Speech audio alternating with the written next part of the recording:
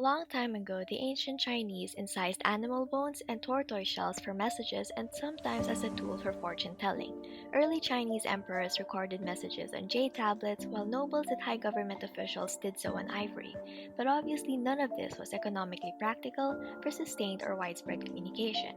What the Chinese needed was something readily available and less difficult to acquire than polished jade or ivory. They found a better writing surface in bamboo, which they turned into tablets and wrote on using a pointed bamboo or wooden stylus dipped into a dark varnish. The Chinese also invented the camel's hairbrush to use on silk paper. Although it was expensive, it had the advantage of convenience as they could roll them into scrolls. In the year 105, the invention of paper in China is credited to Eunuch Cai Lun, the emperor's minister of public works.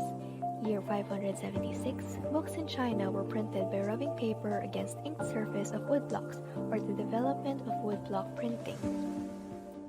In the year 751, when Arabs captured Samarkand, they discovered among the prisoners several Chinese papermakers, and in the 11th century, Chinese alchemist named Pi Sheng appears to have conceived of movable type made of an amalgam of clay and glue hardened by baking. Success eluded him since no ink behaved well with pottery type and sheer volume of Chinese word characters. In the 12th century, the first paper factory in Christian Europe was reportedly established in France by Jean Montgolfier, a crusader who escaped his Saracen captors in Damascus, where he worked as a prisoner in a paper mill. And in 1295, Marco Polo reportedly saw the printing of paper money in China. In 1423, Europe began using the block printing technique from China to produce books, and in 1448, it was the rise of the printing press. Johannes Gutenberg created lead molds for making trinkets and developed a complete printing system that perfected the printing process through all of its stages.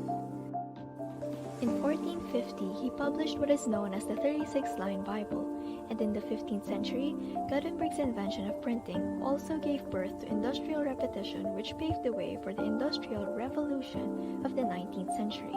In the 16th century, printing had expanded specialization and an even wider distribution of information and ideas. Scholars disagree as to which was the first newspaper. Both Holland and Switzerland claim to be the location for the world's first newspaper, but what is agreed is that the idea of the newspaper soon spread across Western Europe. And this is the history of the print media revolution.